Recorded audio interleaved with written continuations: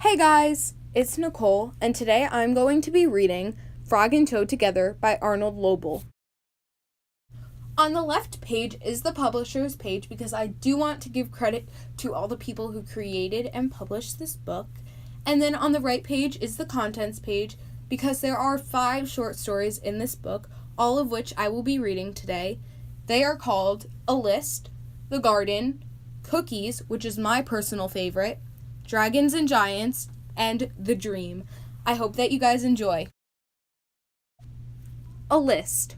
One morning, Toad sat in bed. "I have many things to do," he said. "I will write them all down on a list, so that I can remember them." Toad wrote on a piece of paper, "A list of things to do today."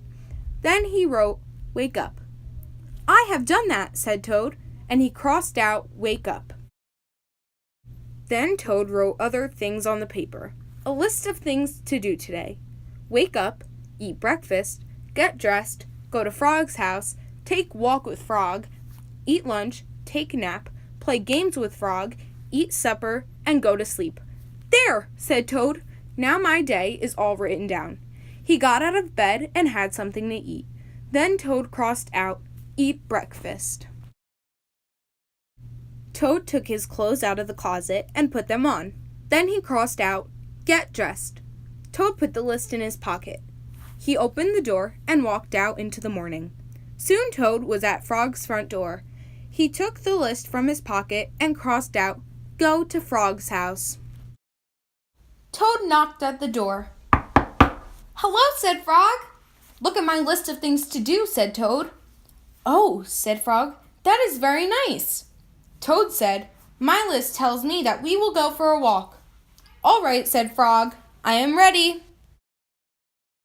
Frog and Toad went on a long walk. Then Toad took the list from his pocket again. He crossed out, take walk with Frog.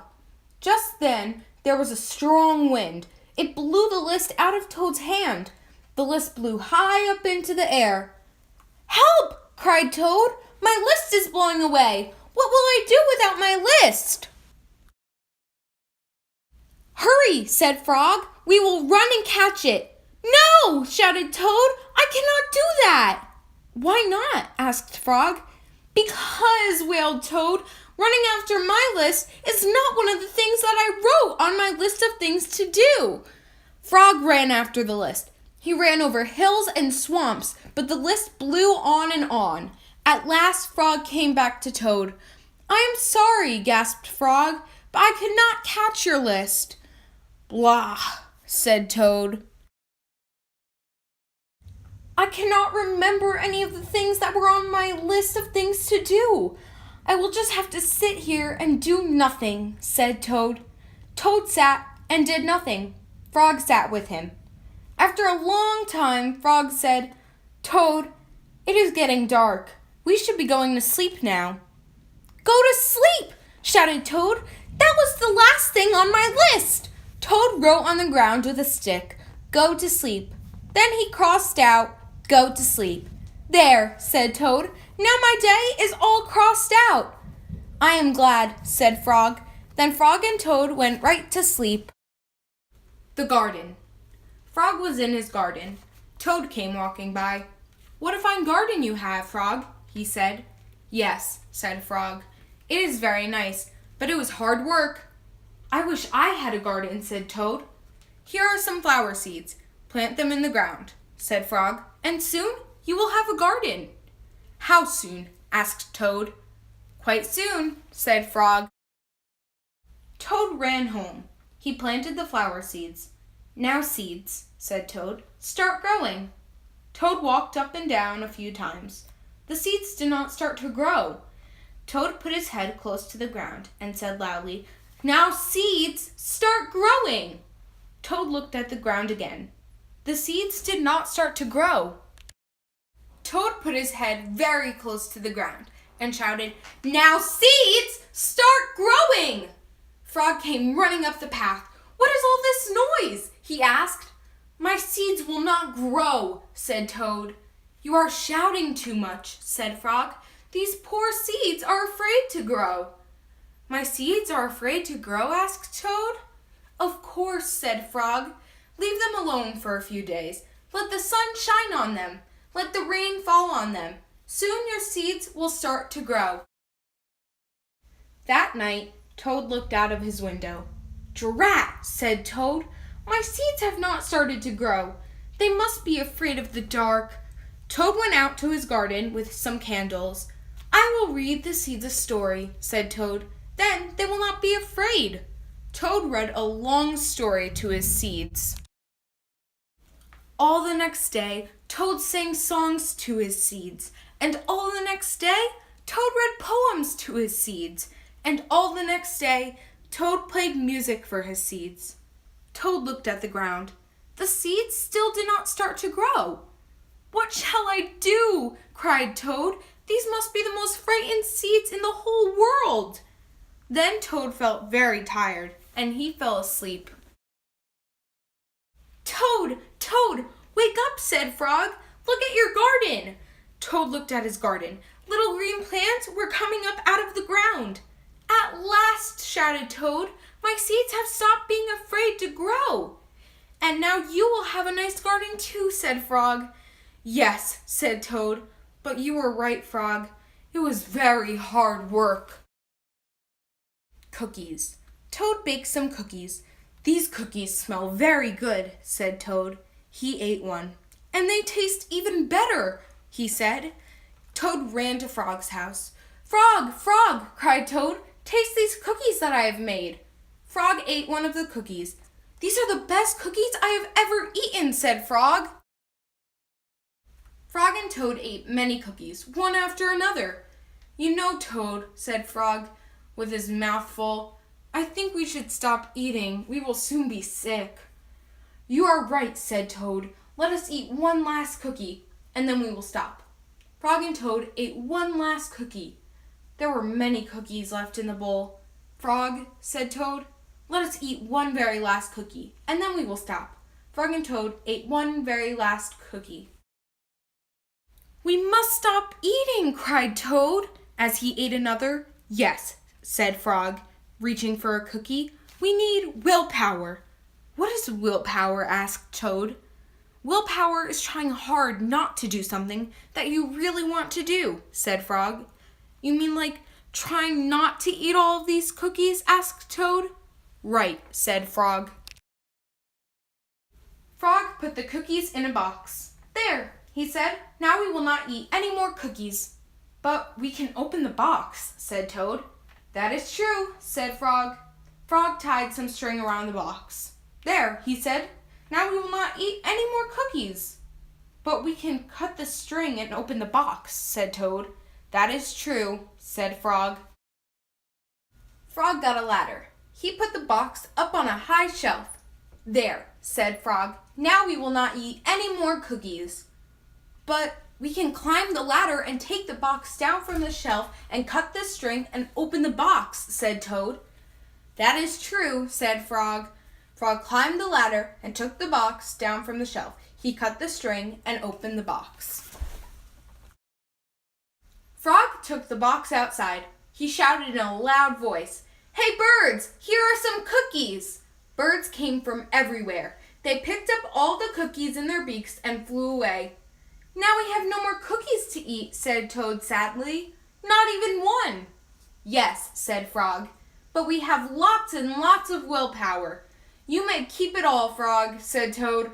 "I am going home now to bake a cake." Dragons and Giants. Frog and Toad were reading a book together. "The people in this book are brave," said Toad. "They fight dragons and giants and they are never afraid." "I wonder if we are brave," said Frog. Frog and Toad looked into a mirror. "We look brave," said Frog. "Yes, but are we?" asked Toad. Frog and Toad went outside. "We could try to climb this mountain," said Frog. "That should tell us if we are brave." Frog went leaping over rocks, and Toad came puffing up behind him. They came to a dark cave. A big snake came out of the cave. "Hello, lunch," said the snake when he saw Frog and Toad. He opened his wide mouth. Frog and Toad jumped away. Toad was shaking. "I am not afraid," he cried. They climbed higher, and they heard a loud noise. Many large stones were rolling down the mountain. "It's an avalanche!" cried Toad. Frog and Toad jumped away. Frog was trembling. "I'm not afraid," he shouted. They came to the top of the mountain. The shadow of a hawk fell over them. Frog and Toad jumped under a rock. The hawk flew away. "We are not afraid!" screamed Frog and Toad at the same time.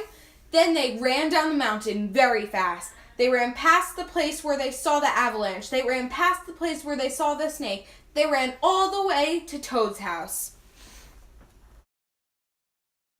"Frog, I'm glad to have a brave friend like you," said Toad. He jumped into the bed and pulled the covers over his head. "And I am happy to know a brave person like you, Toad," said Frog. He jumped into the closet and shut the door. Toad stayed in the bed, and Frog stayed in the closet. They stayed there for a long time, just feeling very brave together. The dream. Toad was asleep, and he was having a dream. He was on a stage, and he was wearing a costume. Toad looked out into the dark. Frog was sitting in the theater. A strange voice from far away said, "Presenting the greatest Toad in all the world!" Toad took a deep bow. Frog looked smaller as he shouted, "Hooray for Toad!" "Toad will now play the piano very well," said the strange voice. Toad played the piano, and he did not miss a note. "Frog!" cried Toad. "Can you play the piano like this?" "No," said Frog. It seemed to Toad that Frog looked even smaller. "Toad will now walk on a high wire, and he will not fall down," said the voice. Toad walked on the high wire. "Frog!" cried Toad. "Can you do tricks like this?" "No," peeped Frog, who looked very, very small.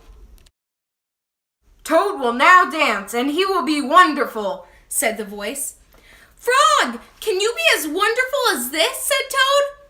As he danced all over the stage, there was no answer. Toad looked out into the theater. Frog was so small that he could not be seen or heard. "Frog," said Toad, "where are you?" There was still no answer. "Frog, what have I done?" cried Toad. Then the voice said, "The greatest Toad will now—" "Shut up!" screamed Toad. "Frog, Frog, where have you gone?" Toad was spinning in the dark. "Come back, Frog," he shouted. "I will be lonely." "I am right here," said Frog. Frog was standing near Toad's bed.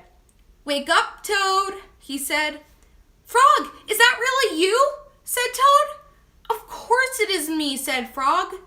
"And are you your own right size?" asked Toad. "Yes, I think so," said Frog. Toad looked at the sunshine coming through the window. "Frog," he said, "I am so glad that you came over." "I always do," said Frog. Then Frog and Toad ate a big breakfast, and after that they spent a fine long day together. The end. I hope you guys enjoyed the book Frog and Toad Together by Arnold Lobel, and if you'd like to purchase this book, I will leave a link down below to where you can find it. I truly do hope that you guys come back to listen to more readings, and if you have any questions, feel free to email us at hospitalhappiness with 3 S's @gmail.com. Have a happy day. Bye!